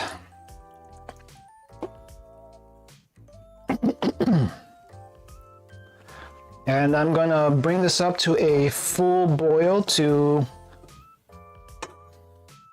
reduce that liquid, because there's a bunch of liquid. It's too much liquid. So we're gonna get that to a boil, reduce the liquid a bit, and then that should be done. The blood is essentially cooked as soon as it hits the heat.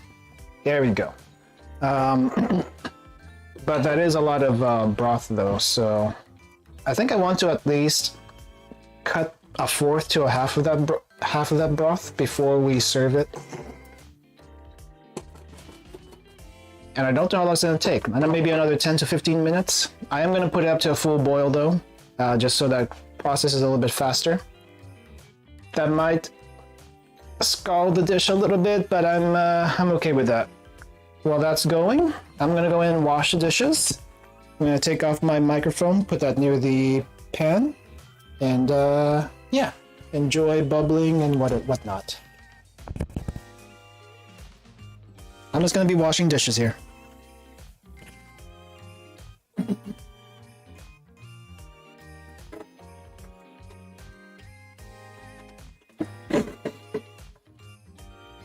But yeah, you guys got anything else? Yeah, it's actually looking good. It looks a lot better than the first time I made it. For the first time I made it, there were huge chunks of blood, which, you know, in some dishes that's fine, not for this one. Like, I think there's a Vietnamese dish that actually uses blood cakes in the dish, but I don't think they do it directly. They cook it. I think they cook it separately. Okay.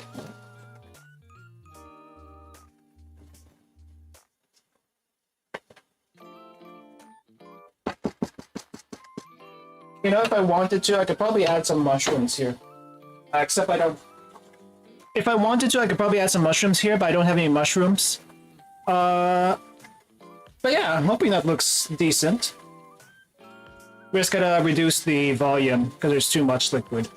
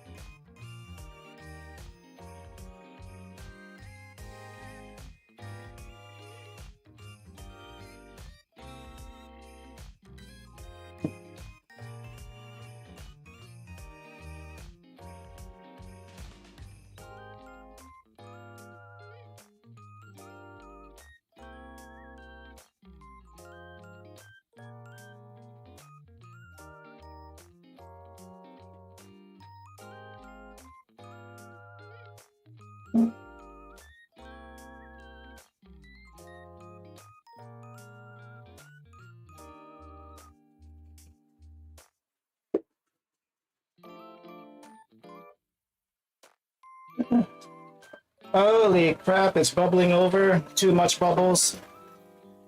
Too much bubbles, too much bubbles.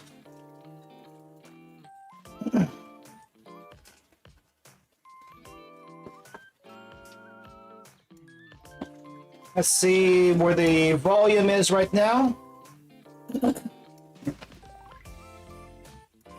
I think it needs to go down a little bit more. That's too much. That's too much liquid.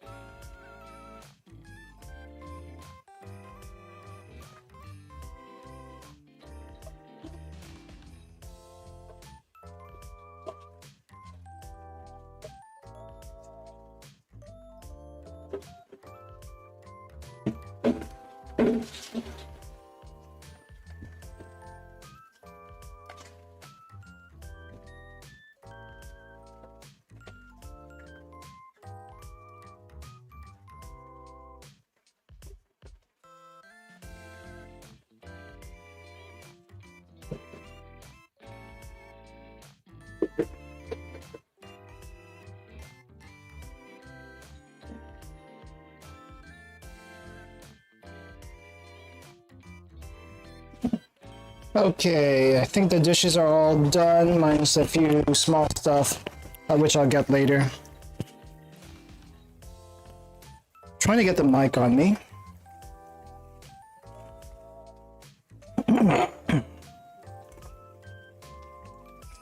But the soup is going everywhere here, because it is a full boil, things will spill, things will go plop plop plop. I'll clean that later, but I'm just getting rid of most of this stuff because that's cleaning for later. Okay, I think it's scalding a little bit on the bottom, and that's not a good thing. Alright, I think that's most of the liquid gone. At least I can see some ingredients now. I think that's good enough. I think that's good enough. You see this, you want just this nice dark chocolate flavor, I said flavor, color. Nice dark chocolate color in the soup, broth, stew thing. Once you're done. Homogeneous, no chunks of blood like the first time I did this, because that was bad. I did mention earlier in the stream, this typically has a bunch of offals in it, meaning intestines, lungs, heart, kidneys, all that fun stuff that you don't typically find probably appetizing. But I think it was a way to use the offcuts of meat as well as the blood. You know, the whole waste not culture, and don't waste any part of the animal. And so this is basically what we have. We're also using the blood, and I must say it looks fairly decent. I'm gonna take a picture of that before I plate it, and also take a picture of it after plating. I'll post it later on Twitter.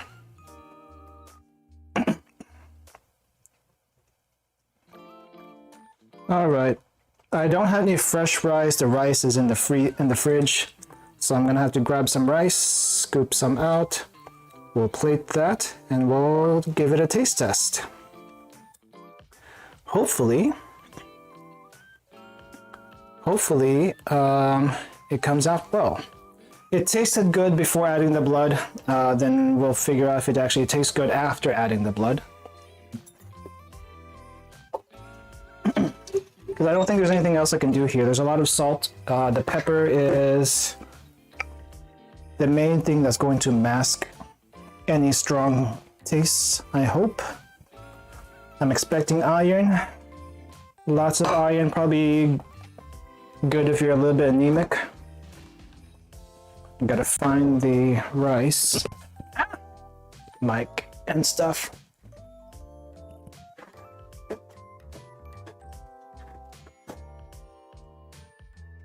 Okay. Where is... There we go.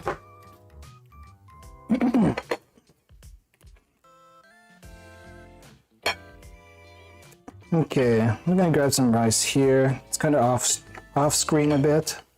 I don't think you really need to see this, but...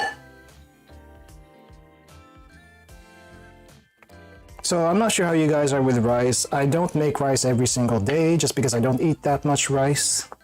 But I do make 3 cups worth, I think, and I usually get through it within a week. Depending on how often I eat rice to begin with. I'm not a huge rice eater. Like, it sounds strange being Asian and all that stuff, but I don't eat that much rice. I just don't. I'll eat rice every single meal, but I just don't eat that much rice, if that makes any sense.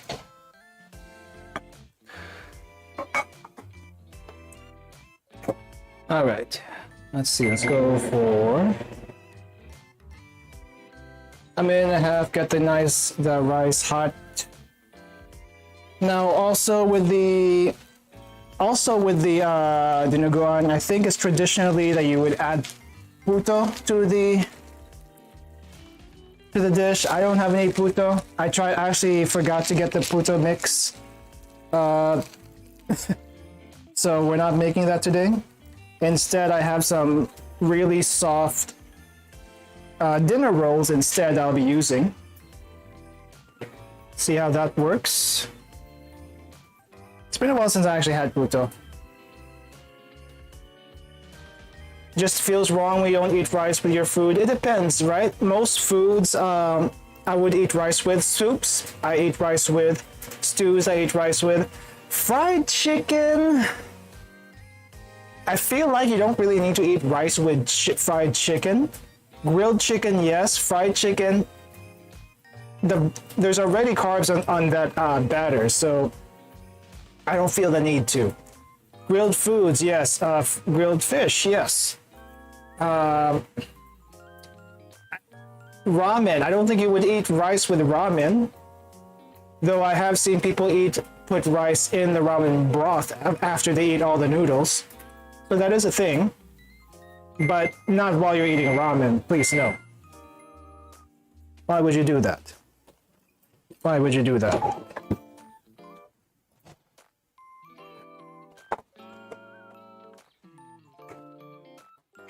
Alright, rice is done. I'm just gonna pat this down a bit so that we can get a good picture on the camera. Alright. Good thing is there are no offals here, so this will look fairly normal minus the really, really dark sauce. Okay, so that is the Dinuguan. We're gonna move to the side here. I'm gonna take some pictures.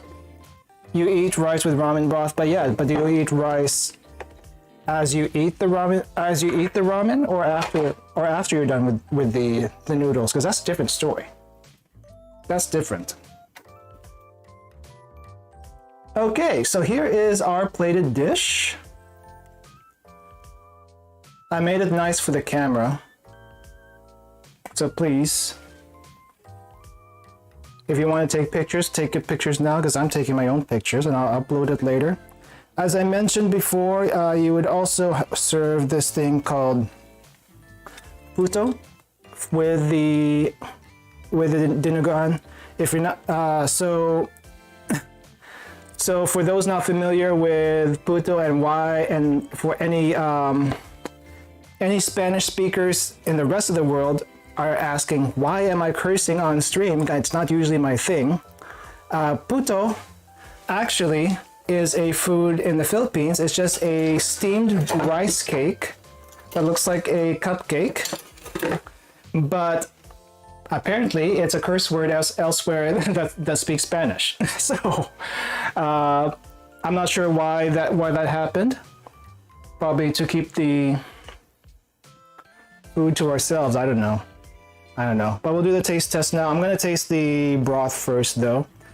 But typically, I think you would use the puto to wipe up, to eat with the blood for some reason. I don't know. Like I said, this is the second time I made it, and before making it the first time, I would actively avoid eating this dish, just because I did not like the idea of eating blood.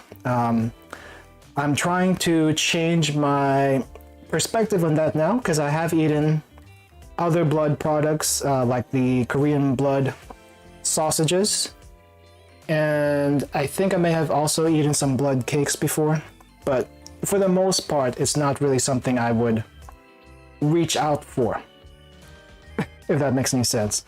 It's still, for me, something I have to get used to. But anyway, looks like these are onions here. Do I actually have any blood chunks? No, that's onion. Yeah, that's onion. Okay, let's taste the broth first really quick. I want to see how that tastes like. Itadakimasu, and you guys also. Oh, wow. That is actually really good. It's very smooth because of what we did to the blood. It's not gelled, congealed chunks of blood. It does have a little bit of irony flavor to it, but it's not very strong because of all the other stuff we added into here, the garlic and the vinegar, particularly because they're very strong flavors. They kind of mask that iron taste from the blood and actually makes it, I don't want to say it tastes chocolatey, but definitely it has a chocolate texture. Like, if you know what chocolate tastes like in a soup, there are chocolate soups out there. It's kind of I don't want to say grainy, because grainy sounds bad, but it has a rough texture on your mouth. it has a rough. It's not. It has a rough but somewhat smooth texture. This broth does. So you get that another shot of that just to make sure.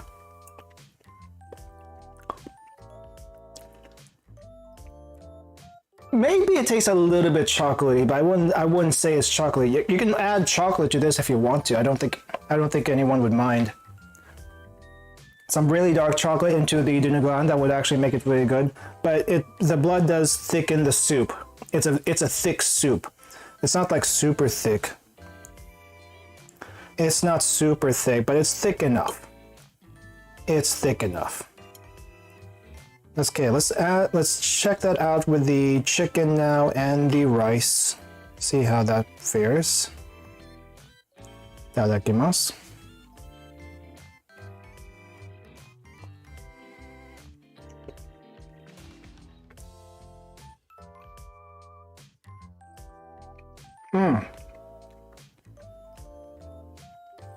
The chicken's not bad. It's a little dry. I think I overcooked the chicken.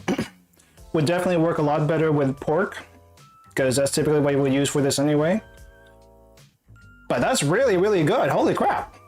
Compared to the first time I made this, this is really, really good. I think also I can taste the chicken broth come through quite a bit more than the pork broth I had it before, actually. I don't know why.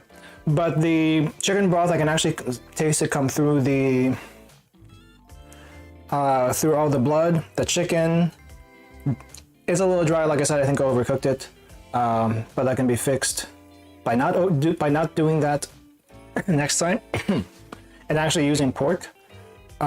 It's not very fatty because I did not use pork, and we also trimmed the fat from the chicken. So I would rate this dish edible. Would recommend you to try if you follow the proper steps of how to process the blood. If you don't do that, it's gonna taste disgusting. I will admit it will taste disgusting if you don't process the blood correctly, because I did that and I gagged.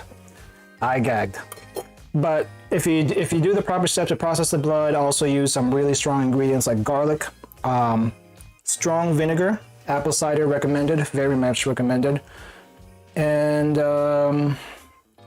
good broth, good chicken broth or good pork broth, or really strong veggie broth if you want to go that route. But I think an animal broth would be better in this case because we are using blood after all. That would be great. That would be perfect. But the key here is make sure the blood is very homogenized and strain it like heck. Otherwise, it's not going to be good. It just won't be. Also, we have our bread. I'm just going to dip the bread in the sauce just to see how that works. But I think this is better with puto. Oh, I also did add some sugar. So maybe the sugar's caramelized in there somehow. That works really well with the bread. You want to use the bread to mop up the rest of that at the end. But yeah, I think this was a success. Holy crap. I usually don't have many successes on stream whenever I cook, but this is one of them. I think my first success would be the hot pot from last month, and then now this. So yeah. Good stuff, good stuff. All right, we're gonna move over to the room to close out the stream. I'm gonna bring this over to my desk because I'm gonna eat this there, and we'll have the camera focus on the pot for now until we close out. But there you go. There you go. Let me move over really quick, and then we'll close out for today.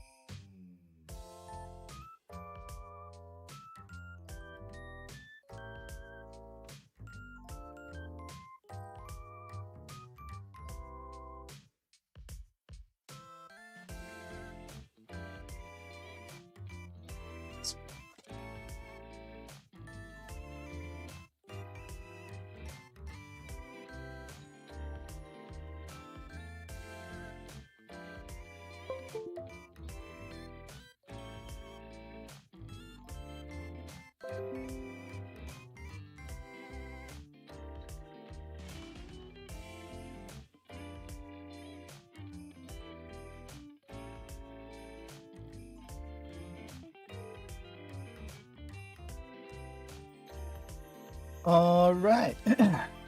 And we're back. Check 1 2, check 1 2. Okay, we're back to the desk with the better audio, hopefully. And yeah, how was that for you guys? Something a little bit different from the usual. Maybe.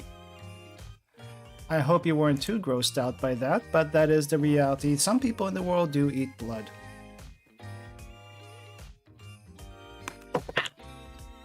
And my camera fell down. Fix that. There we go. Fix that some more later. But anyway, that is Dinuguan, everyone. I hope you enjoyed that little bit of cultural exchange there. It definitely was. It definitely tastes a lot better than it looks. Especially if you do it correctly, which I think I did. I don't know how you would improve Dinuguan though. I don't know if veggies even have a place in this dish. I feel like if you do veggies, you do it on the side. You can't really add them directly to the dish. I don't think it would work too well. Personally, I don't think it would work too well. Wow, holy crap. That was actually really, really good. I don't know if the bay leaf did anything in this dish, to be honest. I know that's probably not usual in the recipe, but I did it anyway to hopefully taper down any strong taste, which I think it did to a fairly good degree. I think if I had to make this again, I would probably do pork meat instead of chicken, because that chicken be dry. It do be dry. Unfortunately so, but I think I overcooked it. That's just chicken for you. You overcook chicken and it does this. But yeah, I hope you guys enjoyed that, and I'll be doing another stream tomorrow, something a little bit more chill. Doing a creepypasta reading tomorrow. I've never actually read any creepypastas before, so that's going to be interesting for me also. See how that works out. This is the first stream you've watched from me, and it's very fun. Thank you for the stream. Thank you for dropping by, Komi. Also, for any new viewers out there, whether you're watching from the archives or watching live, please, if you like this, please consider subscribing on YouTube. YouTube is the main channel. I do dual stream on Twitch, but YouTube is the main channel. Please consider subscribing, hit that like button, notification bell, all that YouTube stuff. Thank you. And yeah, I hope to see you guys next time. I'm gonna be working hard on trying to get the Discord server up so that we can all be in one spot even after stream is done and chat there. I'm not sure when that's gonna happen. I've been working on a lot of different stuff and it's hard to balance it. But anyway, hello again, my name's Haruka Itsumi. Please just call me Ruka, and I'll see you all next time. Have a nice rest of your day, everyone. Goodbye. Where's my buttons? I keep missing my buttons after the end of the stream. And ending button here. Bye bye.